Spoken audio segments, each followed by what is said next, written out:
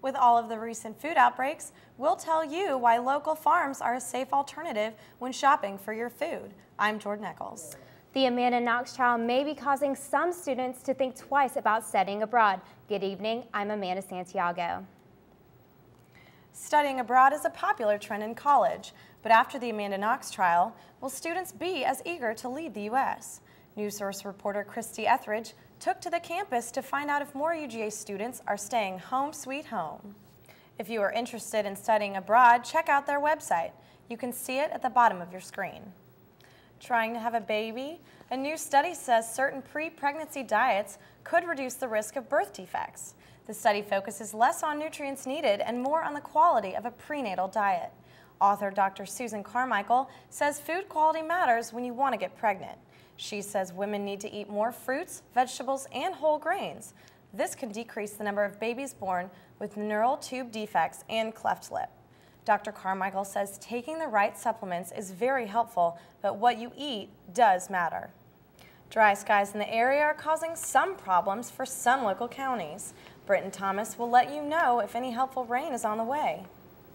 If you are interested in being a substitute nurse for Oconee County and are currently licensed as an RN or LPN, contact the Oconee County Schools Human Resources Office. And it's a sad day for ice cream lovers. The Mayfield Dairy in Brazelton will be closing its visitor center after more than 14 years. Almost 2 million people have toured in that time. The reason for the closing is rough economic conditions that have affected the entire dairy industry. A spokesperson for Dean Foods Company, which owns Mayfield, says this cutback is necessary to maintain the long-term health of the Mayfield brand. The visitor center is set to shut down on October 31st, but there's a possibility that it will reopen next year.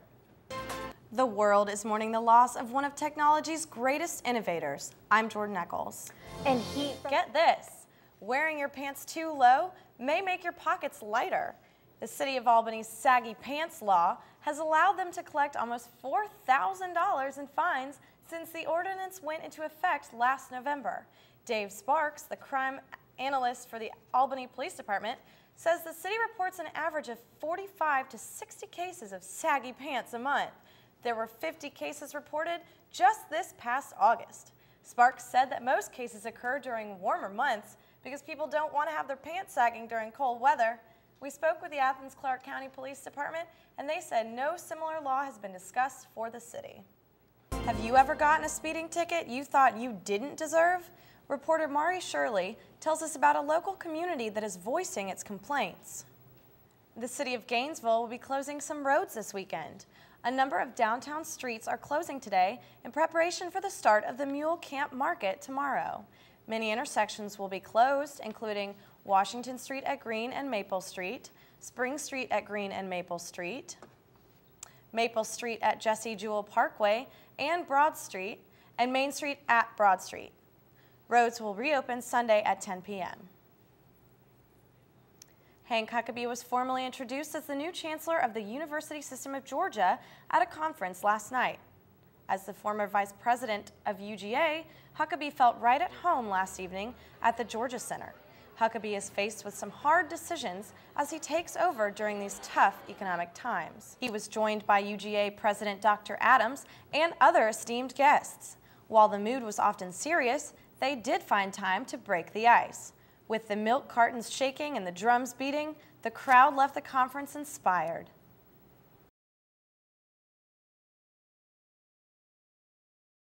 Rivalry at the beach this weekend. I'll tell you more coming up.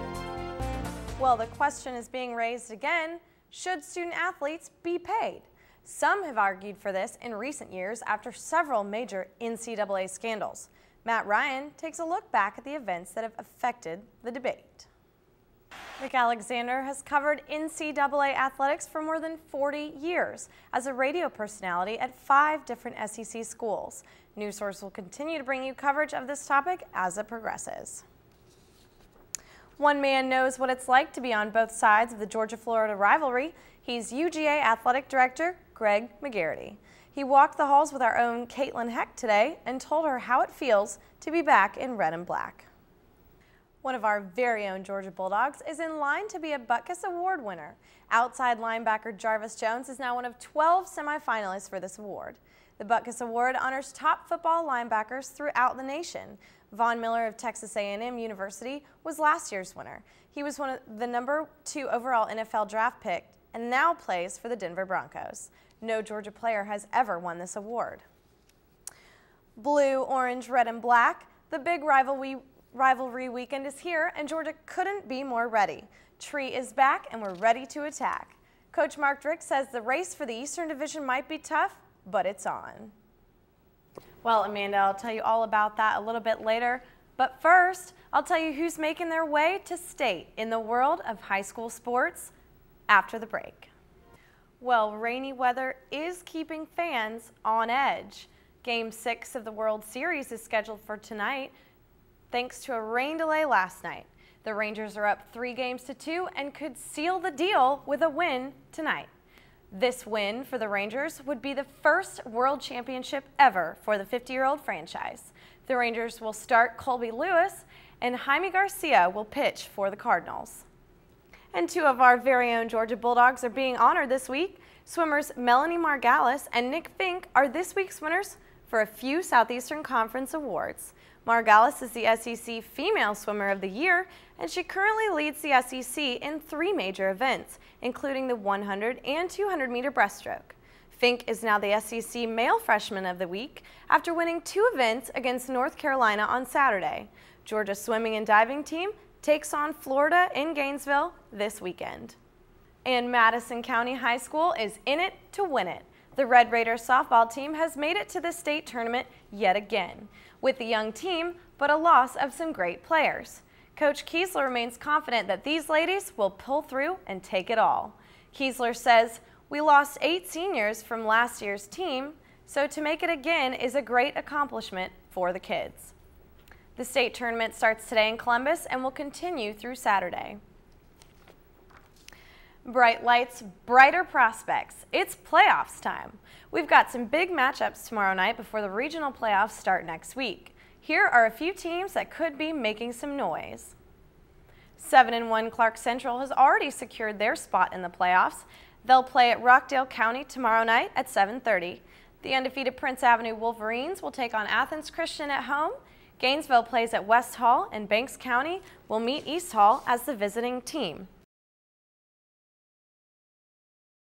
I'll give you an update on Katya and your 5-day forecast.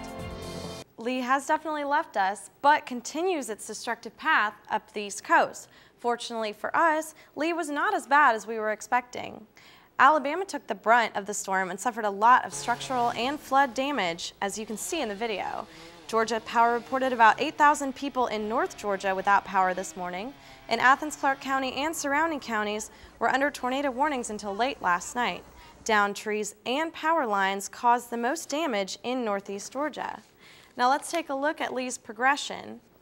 Here's a satellite image of Tropical Storm Lee on Saturday, and as you can see here on the southeast side, that drier air has come in and it kept the storm from getting any bigger as it hit the coast. Rain continues to travel upward, causing flood warnings all the way up the East Coast. Lee has lost its tropical storm status and is now a low pressure system moving up the coast. There's also a cool pocket of air in this upper atmosphere behind the storm, and that's mixing with the warm ground.